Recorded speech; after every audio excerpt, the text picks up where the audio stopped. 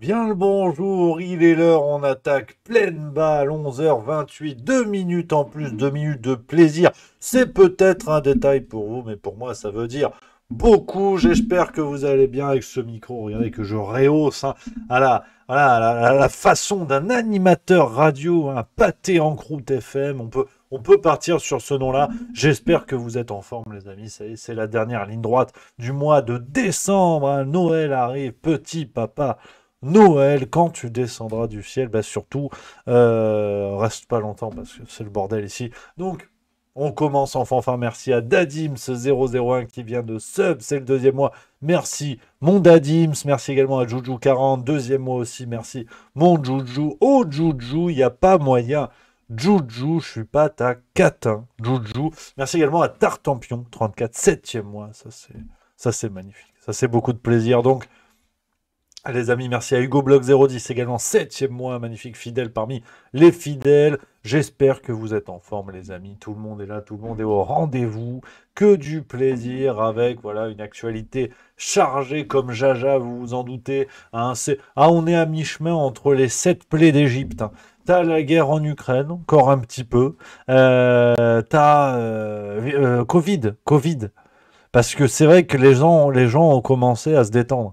Les gens se sont dit, oui, c'est la fête, je vais fourrer la dinde, puis après j'irai farcir une volaille. Enfin, chacun a son centre d'intérêt.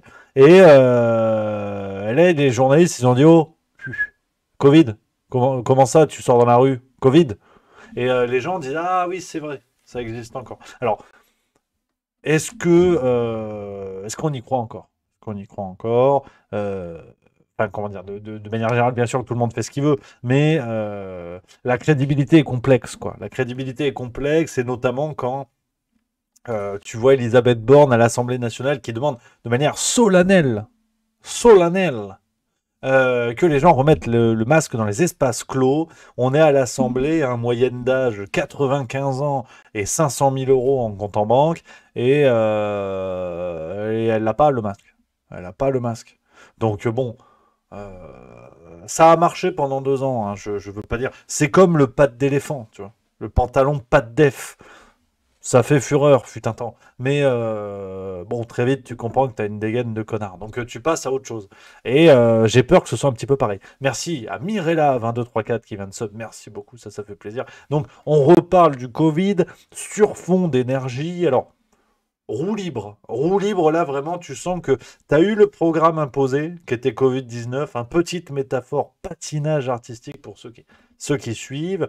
Et là, tu sens que c'est le programme libre. Merci à Le Rusher Gamer qui vient d'offrir un abonnement à Twitch Hatch. Ça fait plaisir. T'as eu programme imposé Covid, là t'as programme libre. Donc ça part sur des figures, salto arrière, tu retombes sur la béquille, enfin c'est beaucoup de plaisir. Et là t'as eu hier le porte-parole d'Enedis. Alors je vais vous montrer la séquence parce que Covid, il nous avait cuisiné pendant un petit peu plus longtemps. Là, ils se sont dit, les gens sont à point, on va y aller pleine balle. Voilà ce que te dit le monsieur d'Enedis, hein. Je vais vous montrer la séquence. Enedis, on est dans les réseaux d'électricité. Là, ça commence à être sérieux. T'as l'agrégation Claude François, comme on dit dans le milieu du boulon, hein. Écoutez-moi ça. Artificielle chez elles et qui sont inquiètes.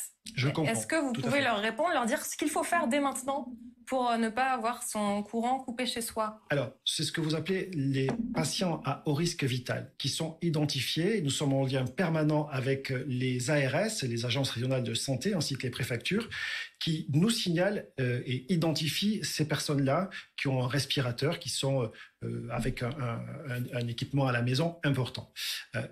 Ils sont éventuellement délestables, ces personnes-là. Ils sont non prioritaires, si je peux me permettre de le dire ainsi. Pour autant, on a une attention particulière à leur égard. On les prévient. Voilà, t'as compris l'idée. Donc s'il y a des gens sous respirateur chez eux, ils ne sont pas prioritaires. Ces gens ne sont pas identifiés, on ne sait pas qui c'est. Enfin, plus ou moins, hein. Il y a une attention particulière, mais on peut couper l'électricité. Voilà. Après, il faut avoir du souffle. Mais c'est vrai que, tu vois, sur Covid, ils ont été un petit peu plus prudents. Là, aujourd'hui, et je dis ça pour le coup sans blague, hein, mais s'il y a des gens qui autour de vous, si autour de vous avez des gens sur respirateur, soyez extrêmement prudents. Hein. Soyez vraiment extrêmement prudents. Parce que je pense qu'une fois de plus, ils ne savent pas ce qu'ils font. Les délestages, s'ils doivent avoir lieu, parce que tout le monde y va de son commentaire, on ne sait pas trop quelle est la réalité de la situation. Notez d'ailleurs, j'ai lu ça hier dans le Figaro, notez que il y a des zones rouges. Enfin, il y a des, pas des zones rouges, il y a des zones où il ne peut pas y avoir de délestage. Enfin oui, si d'ailleurs, elles sont appelées zones rouges. Ce sont des zones rouges qui sont déterminées parce qu'il y a des hôpitaux, il y a des lieux comme ça, il y a des lieux où on ne peut pas couper l'électricité. Cette carte est confidentielle. Les Français n'ont pas accès à cette carte. Donc enfin, ça va être du bricolage, mais dans des dimensions qu'on ne mesure pas. Si vous avez aimé le Covid, vous allez adorer la période coupure. Hein. Merci à Martin Zéronis qui vient de ce 3e mois, et merci également à mon Dan Boss FR que j'embrasse, 10e mois, incroyable, merci mon Dan Boss. Donc, très clairement, le bricolage absolu de période sanitaire se duplique aujourd'hui, les éléments de langage sont les mêmes, et d'ailleurs, est-ce que c'est pour maintenir le couvercle de la peur qui est en train de doucement se soulever parce que la cocotte minute commence à en avoir plein la soupape, je sais pas, mais ils sont tellement cons.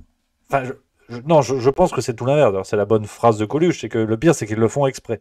Mais en tout cas, je les trouve tellement peu malins qu'ils utilisent les mêmes éléments de langage dans deux situations qui n'ont rien à voir. Covid-19 et électricité.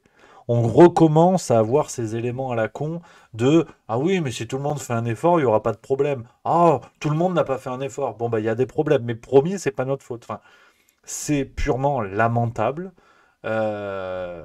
Mais c'est en train de devenir, c'est en train de devenir rock'n'roll. Il faut quand même se rendre compte de ça. On a une obligation du masque qui est en train de se reposer. Qu'importe l'efficacité, hein, qu'importe l'utilité. Aujourd'hui, on pensait le problème réglé, bubule, hein, bubule. Vous vous doutez bien que le problème n'est pas réglé. Donc, c'est ce qui se passe est chaud. Ce qui se passe c'est rock'n'roll. Il y a une improvisation complète. Merci à Edouard qui vient donner un max de beats. Ça c'est son truc. Donc, ça devient vraiment rock'n'roll. Et je vous avoue que en ayant la tête dedans, en essayant de vous donner les infos et puis des tentatives d'interprétation, après chacun fait ce qu'il veut, j'ai de plus en plus de mal à trouver une lisibilité dans cette situation parce que je pense franchement que le gouvernement sait qu'il va vers un clash social. Vous avez sûrement vu passer il y a quelques jours les préfets, enfin c'était même une campagne du gouvernement, et ça s'est réglé en préfecture et dans les commissariats, pour ramener les armes, que les Français ramènent leurs armes non déclarées et tout ça. Bon, il y a des gens qui l'ont fait. Alors déjà, effectivement, se pose la question, hein. Question numéro 1, qui sont ces gens à qui le gouvernement fait toi là, l'arme, et qui la ramène. Bon, mais c'est un autre débat. Un gouvernement qui appelle ses citoyens à rendre des armes, déjà, il y a l'expression rendre les armes. Déjà, symboliquement, on pourrait s'arrêter là-dessus. Après, je ne suis pas Bernard Pivot. Mais rendre les armes, déjà, ça en dit long. Pourquoi maintenant? Parce qu'effectivement, on va vers un contexte plus qu'explosif. On arrive au fait, les gens vont avoir moins de pouvoir d'achat, on ne sait pas s'ils auront l'électricité, on va sûrement leur imposer de nouvelles choses liées au Covid-19, alors que les gens sont en train de comprendre que même ceux qui ont été bons citoyens à tout faire bien depuis le début, aujourd'hui on leur explique que s'ils ne font pas la 4e dose, ça va devenir les connards de non-vaccinés, enfin ils vont rejoindre la cohorte des connards, donc tu as quand même quelque chose qui est un petit peu embêtant. Et en plus, ce profil, ce qu'a révélé RTL il y a une semaine environ, ce profil, la réforme des retraites sous 49.3. Donc avec une révolte sociale, les gens se réveilleront quand ils n'auront plus rien à perdre.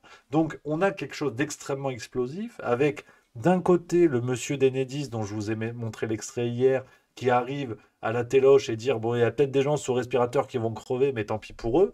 Et aujourd'hui, ça vient de tomber il y a 6 minutes, je vous le montre, Emmanuel Macron qui dit ceci. Ce débat est absurde. Le rôle des autorités publiques, des entreprises publiques, ça n'est pas de transférer la peur, ni de gouverner par la peur. Et donc, le rôle du gouvernement, des ministres, des opérateurs, c'est de faire leur travail pour fournir de l'énergie. C'est tout. Et ensuite, c'est d'appeler chacun à la responsabilité pour qu'il y ait de la sobriété. C'est pas de commencer à faire peur aux gens avec des scénarios absurdes et des choses comme j'ai entendu ces dernières heures. Stop à tout ça. Nous sommes un grand pays, on a un grand modèle énergétique, nous allons tenir cet hiver malgré la guerre, et donc je demande à chacun de faire son travail. Le travail d'EDF, c'est de faire tourner les centrales, le travail du gouvernement, c'est qu'il y ait une planification, le travail de tout le monde, c'est qu'on déroule la sobriété. Voilà, donc la fermeté, si vous voulez, du cuistre en vadrouille, hein, qui revient, qui était du côté des États-Unis, qui a dansé en Nouvelle-Orléans, hein, avec Brigitte Macron sèche comme un bout de bois, ou un bout de bois sec comme Brigitte Macron, ça on ne sait pas. Merci à Alain Pontieri qui vient d'offrir 2 abonnements, c'est magnifique, à Maë L et Nat From Mars, merci beaucoup, c'est que du plaisir. Donc Emmanuel Macron, voilà, qui surjoue en vérité, qui surjoue l'autorité, parce qu'il sait pertinemment que son discours ne sert à rien, son discours n'est pas performatif, comme on dit, c'est-à-dire que c'est pas un discours qui va modifier le réel. Emmanuel Macron peut dire « n'ayez pas peur, le travail d'EDF, c'est faire circuler les centrales ». Quelle centrale? Quand depuis 20 ans, on a fermé à peu près la moitié, ou en tout cas la moitié du parc français est inutilisable. Donc, sa parole ne sert à rien. Rappelez-vous, Emmanuel Macron est celui qui, à la veille du Covid, alors que la Chine confine des villes entières, nous dit non mais regardez, je suis au théâtre, il faut aller au théâtre, il faut pas avoir peur. Il l'avait dit aussi à ce moment-là. Donc quand Emmanuel Macron dit il faut pas avoir peur, c'est un proctologue qui vous dit attention, ça va bien se passer. Au fond, tu sais très bien ce qui t'attend. C'est qu'à un moment donné, la phalange, tu l'auras pas dans le nez. Et c'est vrai que on est un petit peu dans la même dynamique. Merci à Niten qui vient de ce 7e mois. Merci beaucoup. Donc voilà, et effectivement, il y a Darwini dans le chat qui dit faut que je vous montre quand même la séquence. Petit spoil, ça sera dans la farce tranquille de demain. Mais Emmanuel Macron, aux États-Unis, qui fait des blagues sur la baguette, des blagues assez lourdes. Hein, enfin, je vous montre et vous allez comprendre. Cette sorte de cuistrerie présidentielle que nous avons et qui vient surjouer l'autorité après avoir fait des blagues sur le zizi. Tu vas voir. Je vais vous montrer, il fait des blagues sur le zizi. Regardez. Quelques centimètres de savoir-faire passé de main en main, il y a exactement l'esprit du savoir-faire français. C'est-à-dire que c'est quelque chose d'inimitable. Ça paraît être juste matériel. Mais non. Non mais la baguette représente ça. Beaucoup ont essayé de le faire. Ils ont fait un truc industriel qui n'a pas de goût. Pourquoi ça a du goût? Parce que personne n'a partagé le brevet. Parce qu'il se passe de main en main. Parce que c'est inimitable la baguette française. Et cette French touch qu'on a dans notre baguette, c'est celle qu'on a dans d'autres secteurs, c'est qu'il y a en quelque sorte un petit savoir-faire en plus et une part d'âme en plus. Donc félicitations à notre... Voilà, donc il fait des blagues sur le zizi en fait. Il est président, il fait des blagues sur le zizi, en parlant de baguette et de French touch dans la même phrase. Donc ça, normalement, c'est 6 mois à Cayenne, hein, normalement. Enfin, après, chacun son code civil. Mais ça le fait rire, en fait. C'est la ricanerie de quotidien. C'est la ricanerie Barthès, quoi, si tu veux. C'est drôle, en fait, le zizi. Parce que c'est la baguette et ça ressemble à un zizi. Et donc, ce monsieur vient surjouer derrière l'autorité en expliquant à EDF de faire son travail et tout ça, après avoir été l'instigateur, enfin l'un des instigateurs, du démantèlement de la souveraineté énergétique française. Par contre, les blagues sur le zizi, c'est efficace. Et donc, si vous voulez, c'est ça. Alors, on parle beaucoup de choses, on mélange beaucoup de choses, mais rappelez-vous quand même, il y a Nelsama08 qui non, Nelsama08 déjà que je salue et que j'embrasse, mais il y a Jean-Michel Lavotte qui dit dans le chat, c'est le même qui a vendu Alstom. Emmanuel Macron est à la fois celui qui est dans les dossiers du démantèlement de la France, et aujourd'hui c'est factuel, c'est renseigné, on le constate, il y a des livres, il y a des enquêtes dessus. C'est à la fois celui sur lequel portent des enquêtes du parquet national financier, et qui vient faire des blagues sur les zizi et la baguette française aux États-Unis, à Washington. Parce que c'est comme ça. Donc voilà cette espèce de décalage où, bien sûr que le discours qui est en train de sortir, c'est ce que j'avais essayé de vous exposer dans la vidéo de la semaine dernière de la circulaire d'Elisabeth Borne envoyée au préfet, ce discours de peur est travaillé en coulisses. Il est travaillé par le gouvernement, il est usiné, il est pensé, il est réfléchi. On l'imagine à grands coups de recours avec des cabinets de conseil, mais tout ça est calibré. Tout ça est calibré. Le mec d'Enedis, on ne lui donne pas la parole pour avoir des nouvelles de sa grand-mère. On n'en a rien à foutre, en fait. On vient lui dire, vas-y, Enedis, monsieur Enedis, assis-toi là, Et qu'est-ce qui va se passer, monsieur Enedis? Le mec, il est porte-parole. Qu'est-ce que tu veux qu'il dise? Il arrive dans une situation où c'est le chaos, lui-même ne sait pas ce qui va se passer, parce que c'est quand même Elisabeth Borne qui a dit aujourd'hui on s'en remet au ciel. C'est France Info qui l'a cité il y a 10 jours. Donc, monsieur Enedis, il n'en sait pas plus. Et donc, tu as tout ça qui est calibré, ce plan de peur diffus qui arrive dans les médias. Et là, hop, la carte président. Cette espèce de Napoléon avec le zizi baguette qui arrive et qui dit ah, mais n'ayez pas peur, n'ayez pas peur. Tout le monde va faire son travail. Mais, monsieur le président, vous n'en savez rien. Ils n'en savent rien. Aujourd'hui, on est de retour un peu dans Astérix. Le ciel va-t-il nous tomber sur la tête? S'il y a une vague de grand froid, on va tomber. On va tomber, il y aura des coupures et il y aura tout ça. On ne prévoit pas quelque chose pour dire que ça n'arrivera pas. Sinon, ça sert à rien. Donc, j'ai pas prévu d'être en couple avec Louane dans une semaine. Parce que bon, à un moment donné, Louane, elle en a rien à foutre. Donc, tu vois, je vais pas faire un plan. Je vais pas te dire, tiens, jeudi, je vais faire de l'agneau, parce qu'elle aime bien l'agneau. Non, ben non, tu fais pas de plan, en fait. Parce que ça n'arrivera pas. Donc, je peux arriver, là, et aujourd'hui, vous dire, n'ayez pas peur, tout va bien se passer avec Louane. Ouais, mais en fait, ta gueule. Louane, elle est maman, elle bricole, elle fait ce qu'elle veut. La métaphore n'a rien à voir. Mais pas plus que les blagues d'Emmanuel Macron sur le zizi baguette. Donc, tout ça en guise d'introduction, et pourtant, ça n'est même pas le sujet du jour, parce que vous l'avez vu au titre de cette vidéo, et c'est le gros sujet sur lequel je voulais revenir avec vous, l'affaire Morandini. Alors vous allez vous dire, la juste milieu, c'est quoi ça? On fait la chasse aux pédocriminels, qu'est-ce qui se passe? Mais c'est vrai que l'actualité en ce moment est assez chargée de ce genre d'affaires. Faut-il y voir un signe du temps? Je ne sais pas. Mais c'est vraiment une affaire sidérante et qui me permet, une fois de plus, hein, d'essayer de vous exposer par le menu des comportements médiatiques que je trouve puants, malhonnêtes et qui en disent malheureusement assez long sur certaines conceptions morales de notre époque. Et, euh, et donc, on va revenir sur cette affaire. Vous en avez sûrement entendu parler, l'affaire hein, de Jean-Marc Morandini, présentateur vedette. Alors, vous inquiétez pas, on parlera un petit peu de l'affaire Norman après, mais au départ, je voulais parler des deux, mais pour moi, il va y avoir un jeu de contraste qui n'est pas le but du jeu, mais on y reviendra à la fin de tout ce que je veux vous dire sur les réactions médiatiques face à cette affaire. Des réactions médiatiques, vous allez vite deviner mon avis. Alors, parce que l'affaire Morandini, il faut la prendre depuis le début. C'est-à-dire qu'aujourd'hui, on a un jugement qui a été rendu hier 5 décembre 2022, où un jugement, voilà, je vous le spoil pas tout de suite parce que ce serait gâché, si tu veux. Il y aura roulement de tambour, je vais vous exposer les faits, hein, source à l'appui, comme d'habitude, et vous allez comprendre que ce jugement est quelque chose de farcesque. C'est une farce, c'est pas concevable autrement. Donc, tout commence le 12 juillet 2016. Je vous remonte à une fois de plus, les amis. Vous connaissez la guinguette, les enquêtes d'inspecteurs milieu. Presque ça va s'appeler comme ça. 12 juillet 2016, on a un article des Inrecuptibles qui révèlent, hein, qui font des révélations concernant des castings qui ont été réalisés pardon, pour le tournage d'une web-série qui s'appelle Les Faucons. Hein, ça devait être une fiction, les faucons comme l'oiseau, hein, pas comme une métaphore du gouvernement. Une fiction autour d'une équipe de foot amateur, fiction produite par Jean-Marc Morandini.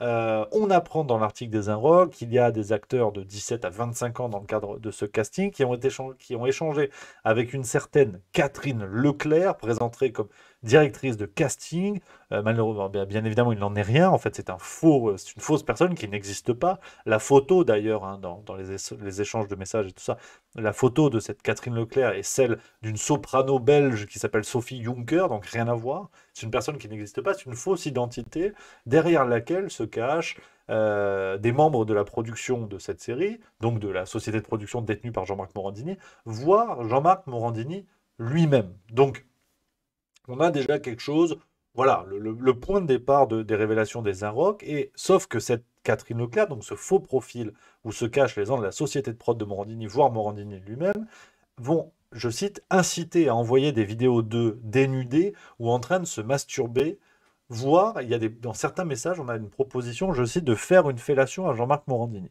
Donc voilà la teneur de certains échanges qu'il peut y avoir entre des candidats au casting et cette fausse et fameuse Catherine Leclerc. Donc on a des choses qui d'emblée dépassent le cadre légal. Autre extrait de l'enquête des Inrecuptibles. Catherine demandera même à un jeune garçon qui postule pour la série de se filmer avec son petit frère de 14 ans. Extrait de ce qui est dit dans le message. Si vous voulez vous masturber en vous approchant par exemple, ça peut vous amuser lui aussi, point d'interrogation. Demande-t-elle sérieusement dans un mail daté du 21 avril 2016. Tout ça ressort de l'enquête des Inrecuptibles. On apprend dans le cadre de cette enquête, les journalistes nous disent en 3 jours, nous recevrons une 60aine de messages de personnes désirant témoigner ou simplement apporter des informations complémentaires. Alors, avec tous les risques que ça comporte, parce qu'effectivement, il peut y avoir des faux témoignages, des faux messages qui peuvent induire en erreur les journalistes.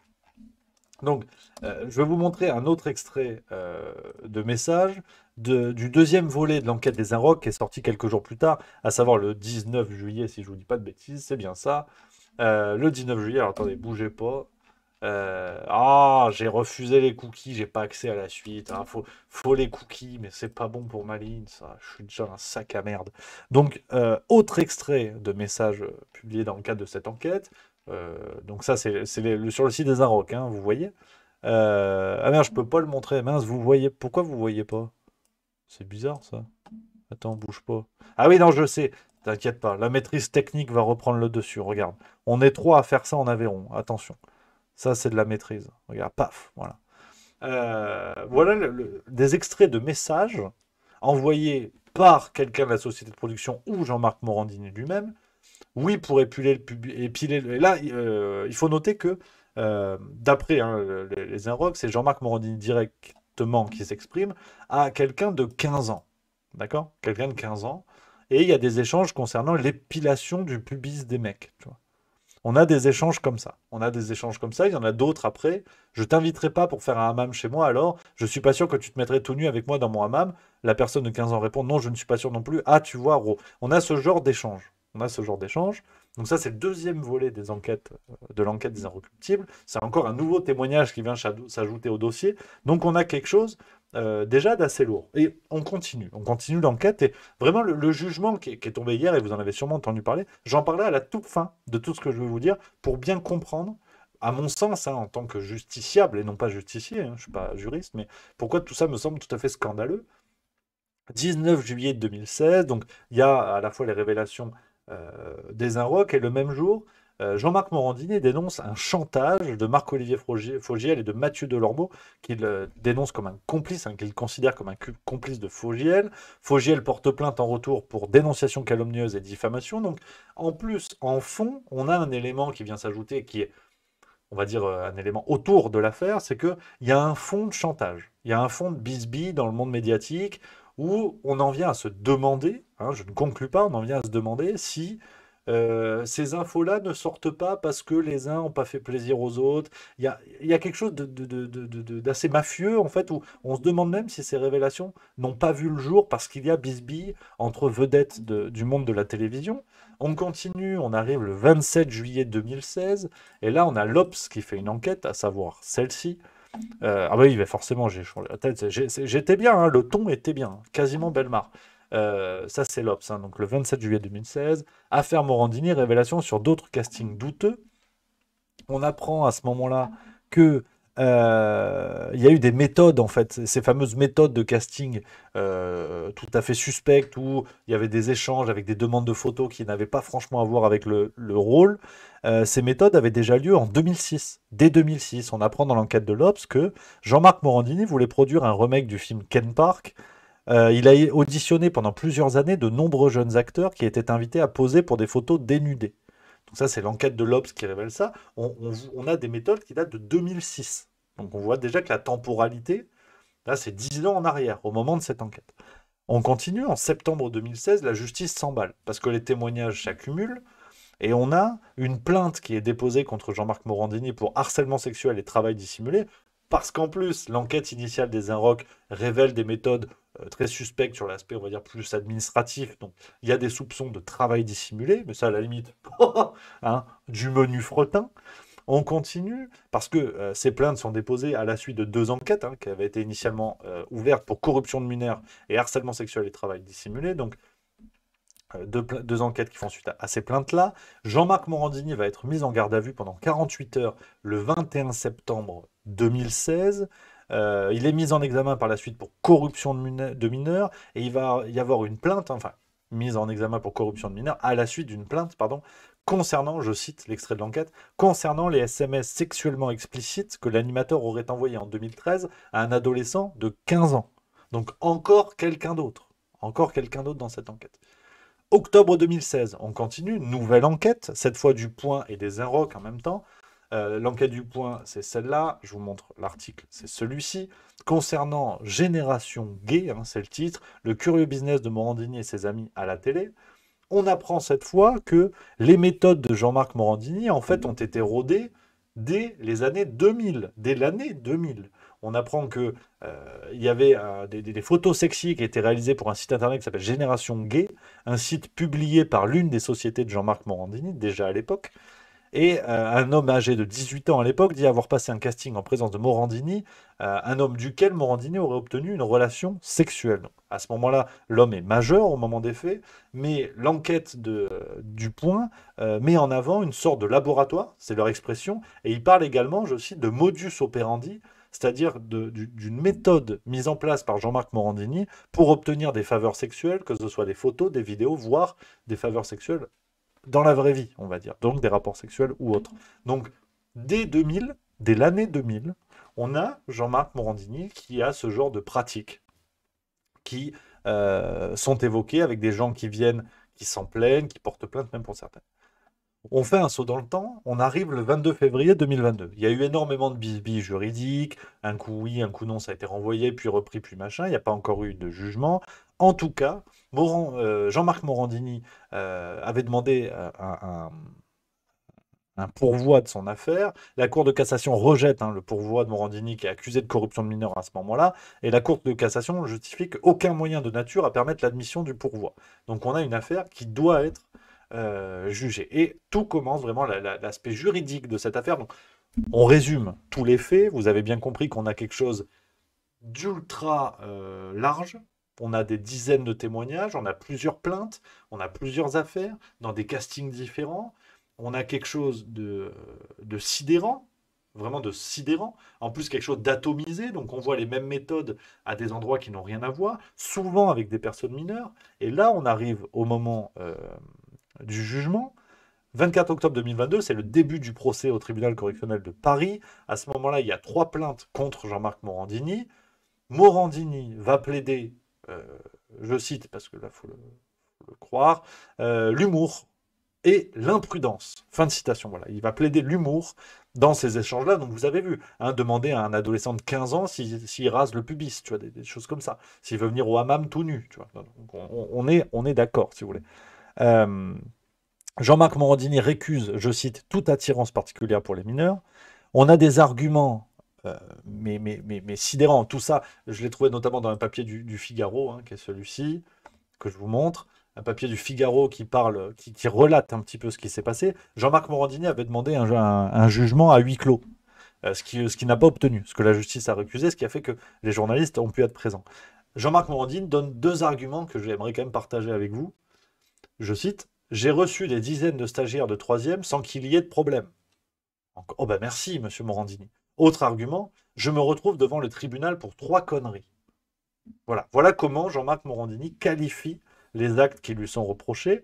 Le procureur de la République lui-même va souligner la logique de série et de répétition dans cette affaire. Le procureur dit, je cite, « Aujourd'hui, on a 3 victimes, mais on a des dizaines de messages, de mails qui montrent qu'on est dans la sérialité. » Donc, dans ce que je vous disais, une logique de série avec un modus operandi qui va se répéter à des endroits différents. Donc, le procureur de la République dit ça. Gardez-le en tête, c'est important. Les arguments des avocats de Morandini, maître Dreyfus-Schmidt et maître Lazec, en disent très long sur même la conception morale en fait, de ce genre d'affaires. Là encore, j'ai retenu 2 arguments pour vous. Après, bon, ce sont des avocats, donc ils défendent leurs clients. Mais l'aspect moral est très intéressant quand même. Premier argument, je cite, « Aujourd'hui, la presse noble dénie le statut de journaliste à Morandini. Il est jalousé car il a un succès indéniable. Donc, on a des adolescents ou des jeunes adultes qui ont été victimes de corruption de mineurs et ou abusés. Parce qu'il faut quand même se remettre dans un contexte, qui est un contexte, rien à voir, mais vous allez comprendre la logique de ce que je vais vous dire. On est proche de l'affaire Weinstein, dans la logique où l'actrice, en l'occurrence, qui refusait les avances de Weinstein, pouvait craindre que sa carrière s'arrête là, qu'il y ait derrière des représailles pour sa carrière. Donc là, comme on parle de casting, il faut aussi imaginer la peur des victimes à témoigner, en se disant, ben, moi je veux être acteur ou actrice. En l'occurrence, c'est souvent acteur d'ailleurs, ce sont souvent des jeunes garçons. Si je dis quelque chose, peut-être que ma carrière est foutue. Donc il faut considérer les témoignages présents, recueillis par la justice, et les témoignages qui ne l'ont pas été, par peur de représailles. N'oublions pas ça. Mais pour l'avocate, en fait, tout ça, finalement, est un peu plus une sorte de vengeance médiatique. Mais en vrai, c'est pas très grave. Et autre argument, alors celui-là, je me garderai de donner mon avis, hein, vous le ferez vous-même comme des grands. Autre argument de la deuxième avocate de Jean-Marc Morandini. Demander une photo nue d'une jeune de 15 ans n'est pas de la corruption de mineurs. C'est pour satisfaire un plaisir personnel. C'est moralement contestable, mais ce n'est pas de la corruption. Voilà. Je bois un petit coup d'eau. Donc, vous avez tous les éléments. Là, je vous ai donné tous les éléments et on arrive au 5 décembre 2022, donc à savoir hier, au moment où je vous parle. On arrive au jour de la sanction, au jour du jugement qui est rendu par le tribunal correctionnel de Paris. Et là, donc vous êtes OK, je vous ai donné tous les éléments, je vous donnerai les sources après, vous pourrez voir, c'est le Figaro, le Point, j'ai absolument rien inventé. Absolument rien inventé. On arrive au jour de la sanction. Le procureur de la République a évoqué la sérialité des faits, donc la répétition d'un modus operandi, comme dit le Point. 5 décembre 2022, la sanction. Jean-Marc Morandini est condamné à 1 an de prison avec sursis pour corruption de mineurs, plus une obligation de soins et une inscription au fichier judiciaire automatisé des auteurs d'infractions sexuelles ou violentes. La présidente du tribunal trouve que, je cite, « Il ne ressort ni du dossier ni des débats que l'on puisse qualifier M. Morandini de prédateur ou de pédophile. » Et l'avocate, l'une des avocates de M. Morandini, veut faire appel pour un jugement qu'elle trouve, je cite, « incompréhensible et sévère ». Voilà. Donc ça, c'est la sanction. Il va y avoir appel. Donc il est possible que la sanction soit durcie. Il est aussi possible qu'elle soit allégée, parce que c'est le principe d'un appel. Donc voilà la sanction qui est tombée sur Jean-Marc Morandini avec tous les faits que je vous ai donnés. Alors, nous, bien sûr, Juste Milieu n'est pas un tribunal, donc je ne suis pas en train de vous dire il aurait dû avoir ça ou ça, c'est pas ça. On est vraiment sur le rapport moral à ce genre d'affaires. On va prendre deux choses qui n'ont rien à voir. La personne qui a mis une gifle à Emmanuel Macron a pris de la prison ferme. Donc je vais vous dire exactement parce que je ne veux pas dire de bêtises. Je crois que c'est 6 mois ferme pour Damien Tarel, il me semble. Non, c'est voilà, 4 mois. Il a pris, je vais vous trouver exactement pour être sûr, 4 mois de prison ferme, privation de ses droits civiques, interdiction de détenir ou porter une arme et interdiction d'exercer dans la fonction publique.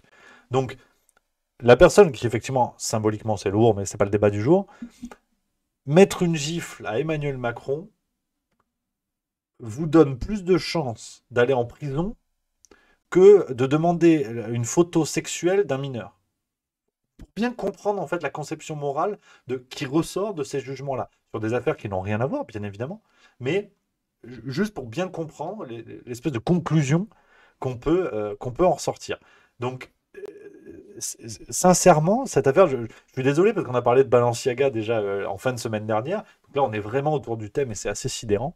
Mais je voulais juste vous partager avec vous ces faits-là pour que vous puissiez avoir tout le dossier en tête, en fait, parce qu'aujourd'hui, on parle que de la sanction, mais on ne sait pas vraiment ce qu'il y a derrière.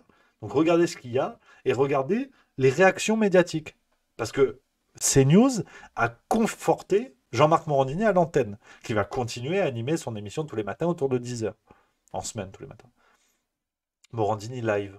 Il est toujours à l'antenne. Et là aussi, en termes de conception morale, ce qui est très intéressant, c'est la réaction de la gauche, et plus largement de l'extrême gauche, parce qu'en vrai, le PS, on les embrasse, salut l'artiste.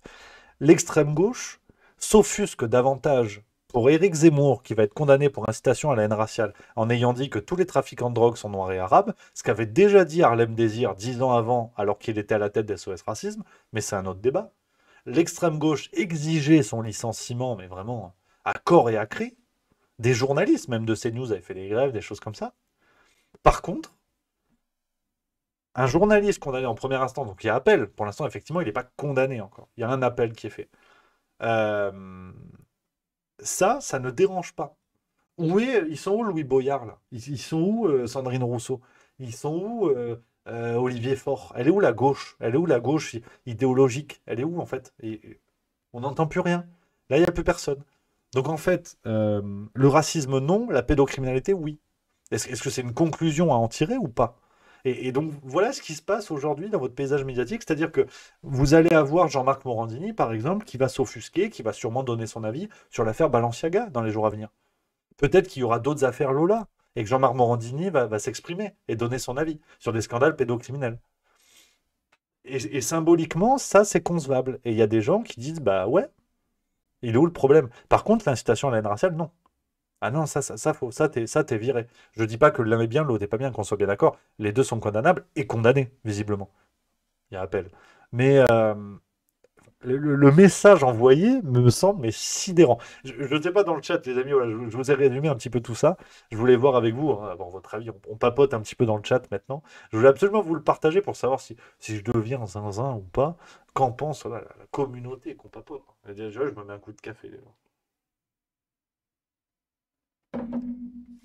Mais voilà, oui, il y a Ryu Connor, effectivement. Là encore, c'est un autre sujet, mais c'est intéressant de le rapprocher pour l'aspect idéologique. Ryu Connor qui dit... mince, attends, j'ai oublié ton message, camarade, il est où? Il est où mon Ryu? Il est là. Une blague sur les femmes battues, t'es viré, effectivement. Tex a été viré du service public pour une blague sur les femmes battues. Drôle, pas drôle, c'est pas le débat, mais il a été licencié. Licencié pour ça. Et Jean-Marc Morandini, ça va. Et regardez les affaires. Le top tweet aujourd'hui, enfin en tout cas mon top tweet avec mon algorithme de Twitter, on a dans les mots-clés en haut, il y a youtubeur. Tout à l'heure, il y avait Norman Tavo, voilà, il est là. Mais Morandini, non. Morandini, il n'y a pas. Si vous tapez Morandini sur Twitter, regardez les articles de presse qui sont... Bon, voilà. Hein, il y a un Dylan Gabé que je salue, effectivement. Il y a des choses comme ça, tu vois. CNews choisit de maintenir l'antenne malgré sa condamnation. Il y a des choses tout à fait mesurées. Le Huffington Post, malgré sa condamnation pour corruption de mineurs, Morandini reste à l'antenne de CNews. Ça va, en fait. Ça va, ça dérange pas. Ça passe. Ça passe. Donc voilà, hier c'est Cyril Hanouna. J'ai mis la séquence de côté, je voulais vous la montrer. Attendez que je retrouve ça. Voilà ce que dit Hanouna sur l'affaire Morandini. Je vous montre la séquence.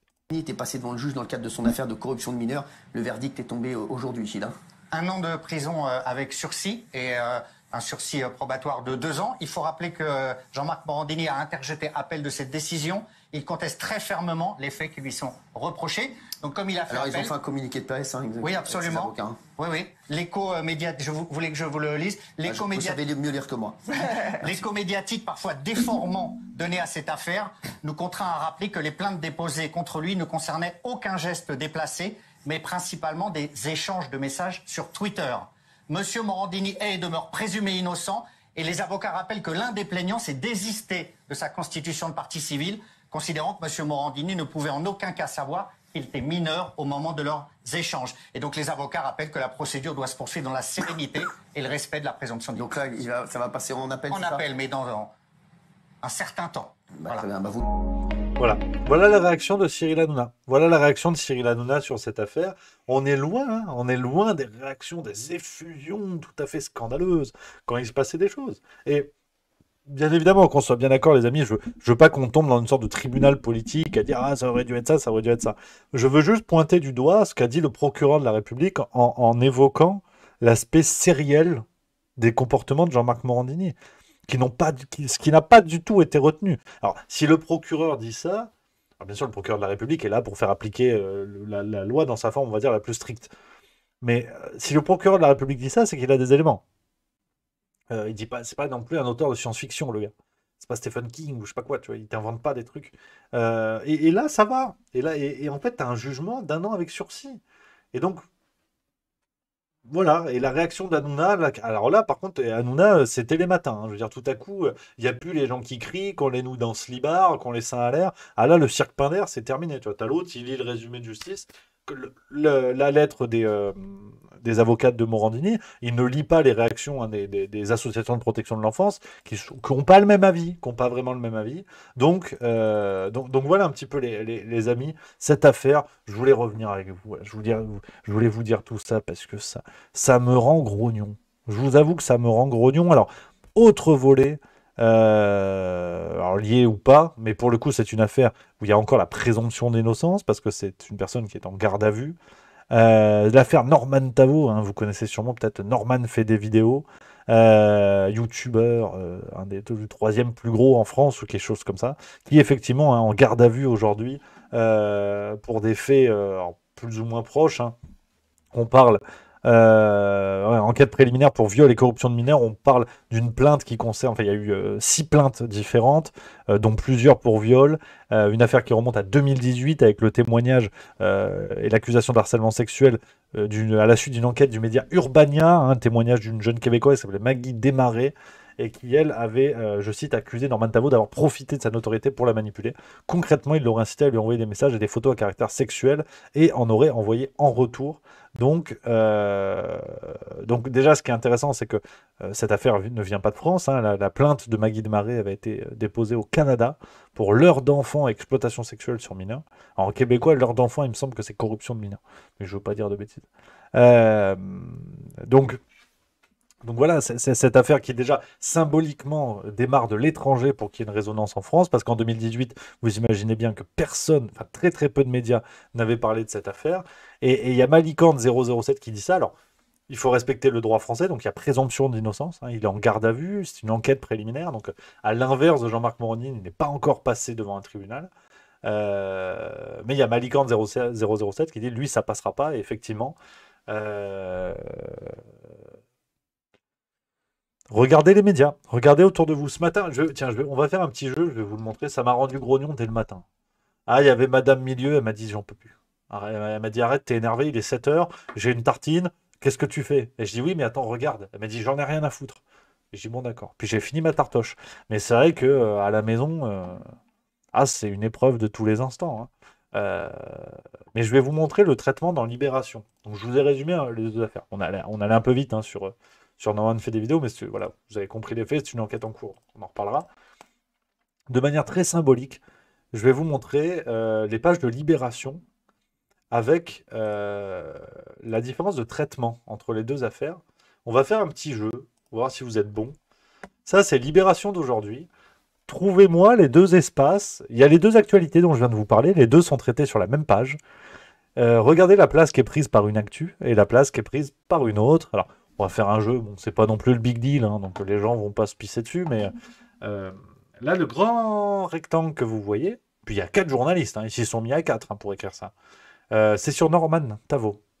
C'est ça, ok? Le youtubeur Norman Tavo en garde à vue pour viol et corruption de mineurs. Et là, le petit rectangle que vous voyez ici, où il n'y a même pas un nom de journaliste, ça a peut-être été écrit par la stagiaire ou la dame d'entretien. Là, c'est sur Morandini. Présentateur vedette de la télé française, présent depuis 20 ans dans le paysage du PAF français, et qui a un tout petit encart parce qu'il a juste été condamné pour corruption de mineurs. Mais bon, il y a appel, donc ça va.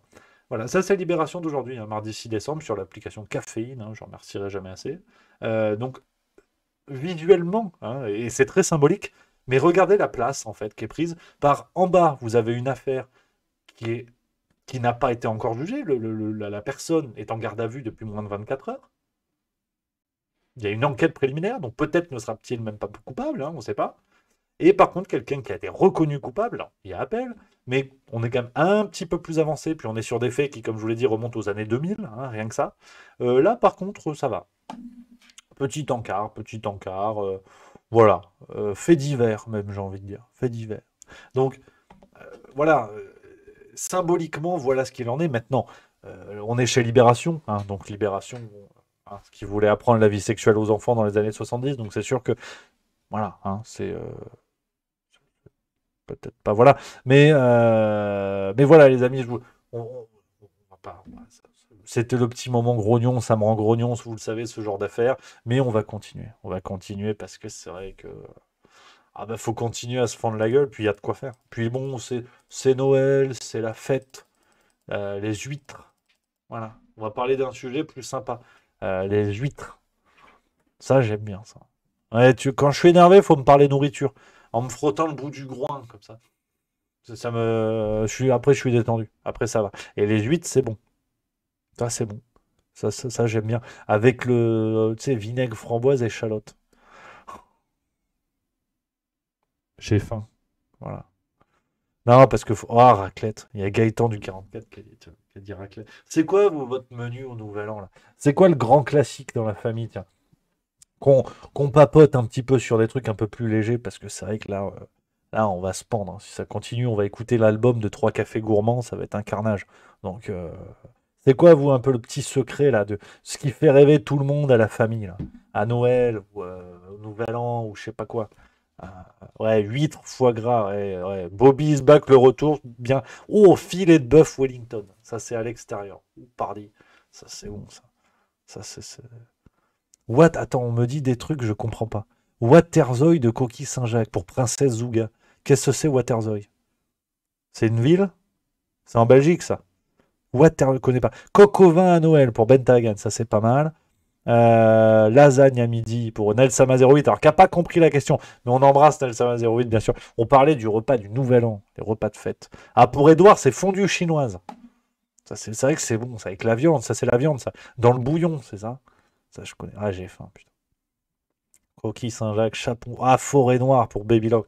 Ça, c'est bon, ça. Ça, c'est très, très bon, ça. Ouais, filet mignon aux châtaignes pour Matt Le Z, ça, c'est pas mal. Raclette pour J'en peux plus. Simple, mais efficace. On n'en parlera jamais assez, ça. Carpe, salade de patates pour Koukoumi. Carpe. J'ai jamais goûté ça, la carpe. C'est bon ou pas, cette affaire? Est-ce que c'est bon, ça, je connais pas. Ah, carbonade flamande pour MIP 59. Ah ouais, ça, c'est signé. Ça, c'est le Nord. Ça, je connais, carbonade flamande. C'est bon, j'aime bien. C'est pas mal. C'est pas mal. Ah, gigot cuit pendant 7 heures. Ça, c'est Marie. Oh là. Ah, gigot d'agneau, putain. Ça, c'est bon aussi. Putain. J'ai faim. Ça y est. Raviole au foie gras sauce mori. Oh là là là. Henri Def qui dit ça. Pied paquet pour Dark Camilero 83. J'ai jamais goûté cette affaire. Jamais goûté, mais je pense que c'est bon. Je pense que c'est pas mal. Hachis Parmentier bière. Ça, c'est efficace aussi. Bonne bière, ça passe, hein. Ça, on aime, hein. Tant que c'est le partage, tu vois. T'es le partage, t'es ensemble, ça, c'est bien, ça. Raclette et fruits de mer pour MotoGP 49. Ensemble, je suis pas sûr, hein. Parce que là quoique, c'est une tentative, hein. C'est un truc à faire.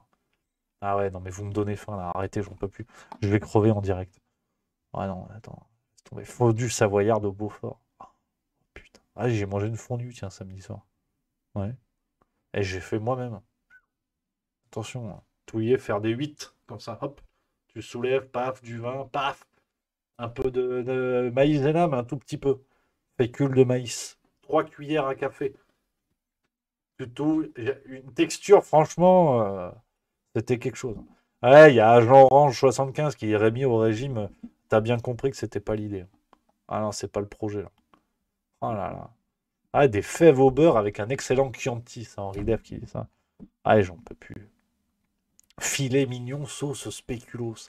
Ça doit être pas mal. Mais MIP 59, ça, c'est le Nord, ça. C'est un spécialiste des spécialités du Nord. Parce que spéculoos, c'est bon. Et ça, dans les plats salés, c'est que dans le Nord qu'ils font ça. Parce qu'ils ont plus ou moins les papilles gustatives brûlées par le maroilles, la boulette d'Avenne, des choses comme ça. Des choses atroces en termes de fromage. Alors ça pue plus que ça goûte. Parce que le maroilles, on en fait des caisses, mais c'est très bon. Mais tu vois, ils mettent ça au café, tu vois, ils en ont plus rien à foutre. MIP 59, je sens que on est avec toi, camarade. On sent que les papilles, elles se sont tirées, elles sont très loin déjà. Mais non, je déconne, ça doit être très très bon. Ça doit être très très très très bon. Ça me donne envie de goûter, putain. Ah, ça c'est bon, ça, Miss Deans. Chez moi à Noël, c'est Noël entier avec boudin, jambon de Noël. Ah, boudin, ça pique, ça. J'avais un copain entier, il m'a fait goûter. Ça pique. Ah ouais, ouais. Bah, c'est-à-dire que quand tu saignes des yeux, c'est que ça pique, hein. C'est que vraiment, tu peux commencer à parler de piment, hein. Là, on y est, hein. Euh, ouais, Tour Tendive Maroilles, 1050. Eh oui, mais voilà, il nous fait tous les classiques. Je connais, mon padré est du coin, donc t'inquiète pas. Ouais, je connais. Ouais, les tartes au maroilles. Ah, tu t'étonnes aussi que j'ai un physique de sanglier. Je mangeais des tartes au maroilles, tu sais. C'est des tartes, environ 8 kilos de beurre par tarte. Tu fous du maroilles. Alors bien sûr, dans la maison, t'as plus une mouche. Tout le monde a explosé en plein vol avec l'odeur. Et tu sors ça du four, c'est très chaud, tu fous beurre salé dessus. Ouais. Ah non, j'y ai laissé un peu de ma longévité, hein. Parce que c'est vrai que là, c'est plus du cholestérol que j'ai, c'est de l'huile Puget dans les veines, hein, directement, hein. Directement. Donc non, non, c'est vrai que non, c'est savoureux, hein. On parle nourriture parce que là, la ferme Morandini, ça nous a saoulé. Là, c'est bien. Là. On parle nourriture, ça fait plaisir, ça fait plaisir. Poularde, vin jaune et morille, ça c'est bon, ça. Je suis pas trop volaille, je suis pas trop volaille, mais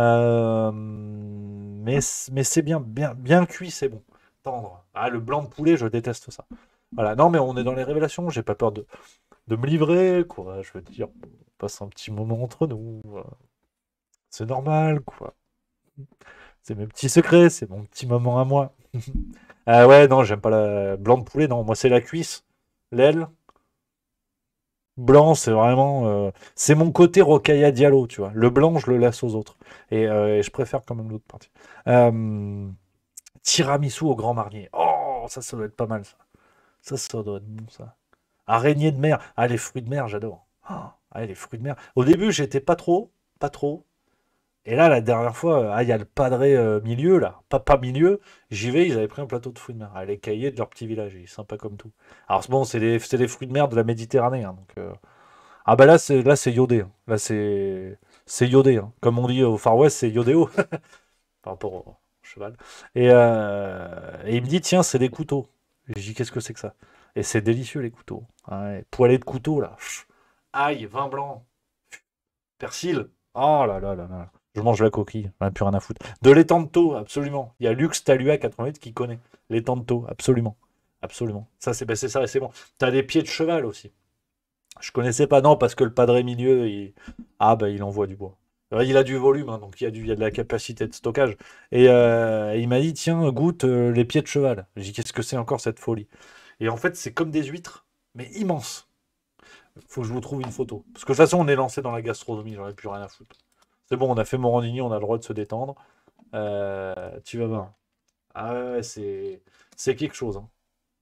Tu vois, alors bon, il y a des photos, alors faut le mettre en comparaison avec. Voilà, tiens, regarde. Regarde la tête du truc.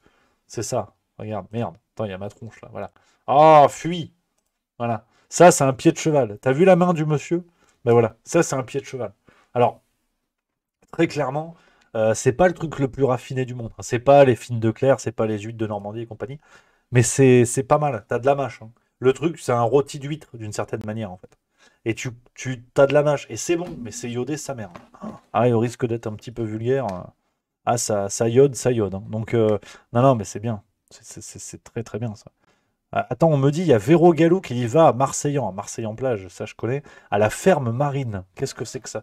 Attends, je vais regarder tout de suite sur Internet. Là, j'ai fait les grands buffets, j'ai envie de faire un tour. Et il m'a donné des idées avec son histoire. Comment qu'il s'appelle? Benchen Cigare. Benchen Cigare, il fait le tour des restaurants pour donner son avis. Euh, c'est une très très bonne idée. Alors c'est une idée d'escroc parce qu'en vérité, toi tu fais un peu de pub, c'est très bien. Mais je dis ça parce que je suis jaloux.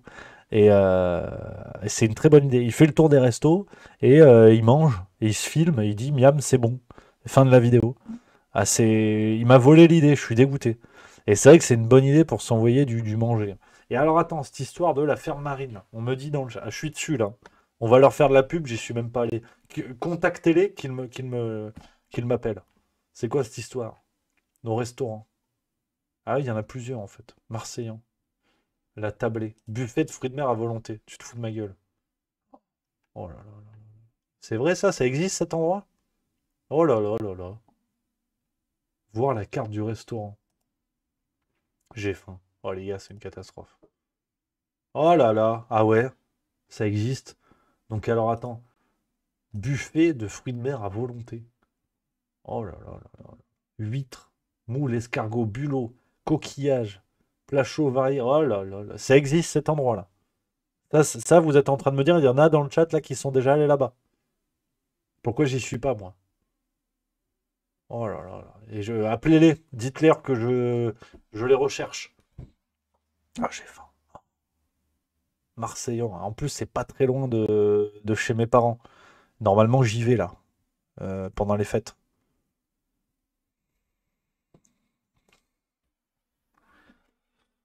Faut que je passe un coup de fil, moi. Tiens, je vais passer un coup de fil à la juste famille. Donc, non, non, c'est quelque chose. Alors, il y a Bigna qui dit il n'y a pas d'huître dans le lac Léman. Non, malheureusement, non. Ça, c'est foutu. Alors, donc, on en était où? Parce que là, vous m'avez perdu avec vos conneries, là. Forcément que j'ai envie d'y aller. Tu peux choisir. Attends, ceux qui connaissent, dernière question. C'est limité toute la carte, en fait. C'est quoi l'histoire? Ah, c'est que le buffet, en fait. Enfin, c'est que leur esprit buffet, là. Ah ouais, non, je pense que tu peux pas tout prendre toute la carte, quand même. Parce que ouais, la sèche à la plancha, c'est par trois, hein, normalement. Enfin, chacun son truc, hein, mais oh là là là.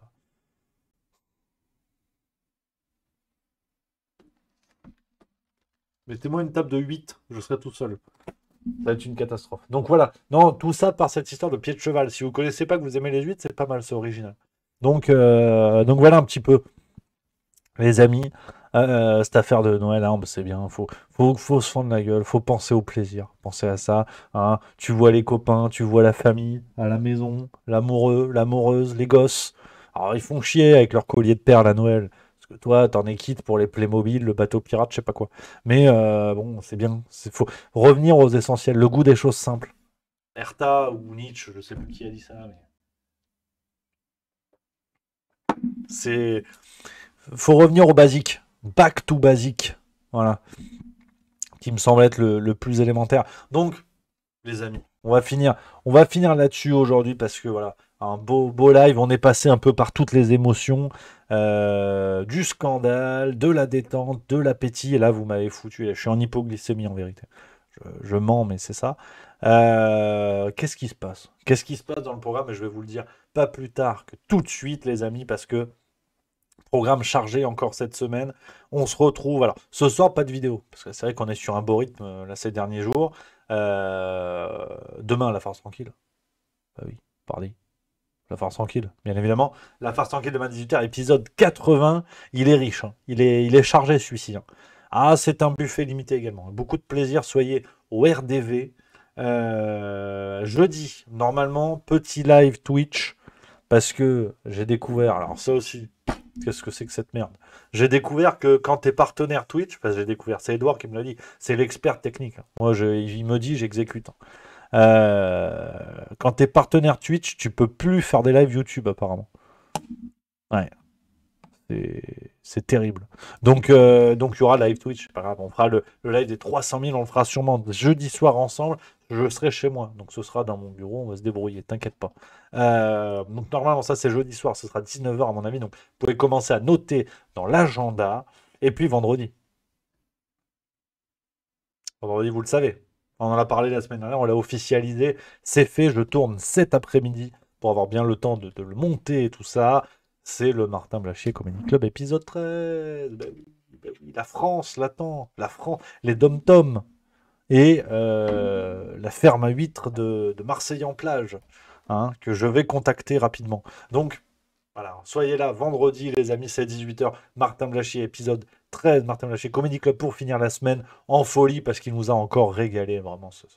Hein, j'ai remonté d'anciens dossiers, enfin vraiment, c'est que du plaisir. Donc voilà, et puis bien sûr, vendredi, on aura le Juste Bistrot, bien évidemment, vous le savez, 11h30 comme d'hab. Donc, les amis, je vous embrasse, on finit là-dessus, je vais aller acheter à manger parce que je n'en peux plus.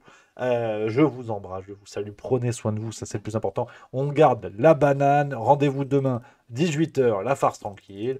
Je vous salue, vive la rigolade et vive la France. Et voilà, c'est tout. Regarde, c'est fini là.